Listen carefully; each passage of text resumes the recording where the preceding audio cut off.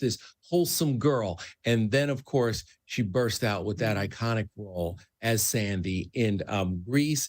She formed a lifetime partnership with John Travolta. And, everybody remembers Olivia in that black outfit at the carnival with John Travolta singing The One That I Want. It was a moment that changed that image of her because we saw her as this beautiful, wholesome girl. And it is still one of the best-selling soundtracks of all time. 14 million copies of that Grease soundtrack were sold, and you couldn't go anywhere in the late 70s without hearing that. Oh, I owned my album. I listened to it over and over and over. So, Kevin, she later transitioned into a global pop artist with that hit 1981 single, Physical. What was behind her transition from film to a career primarily focused as being a musical artist?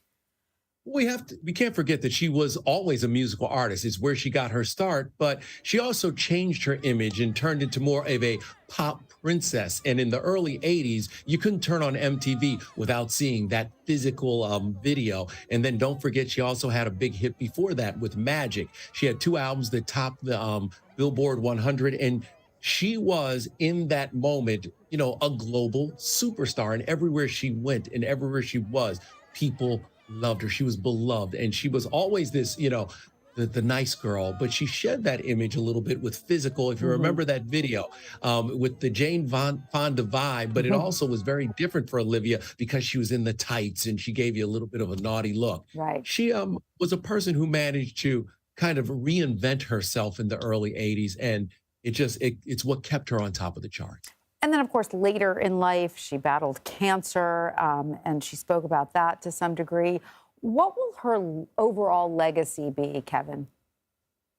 Well, I want to say that, you have to divide her up into her different portions of her career. The country music part, the superstar on the big screen, the pop princess, and then, of course, the advocate who fought cancer so bravely. She first got cancer in 1992, breast cancer. She had radiation treatments, and it looked like she was going to beat it. And then it came back in 2017.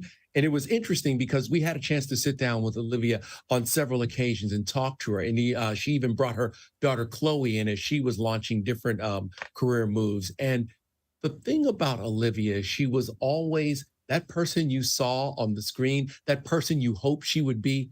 She was always that person, so thankful for the interview, so thankful to hang out for just a moment and to be around. She was never in a rush to get off our stage or get away. She just wanted to sit down, chat, and enjoy her life and enjoy her daughter. So I think that her legacy in the end will be the woman who bravely fought cancer, but also the global superstar who will forever be a part of cinema because of Grease and what a monstrous hit it was and how that soundtrack resonated with so many people and still does. Yeah, well, it's very gratifying to hear that she was just as lovely in person as she was on the stage.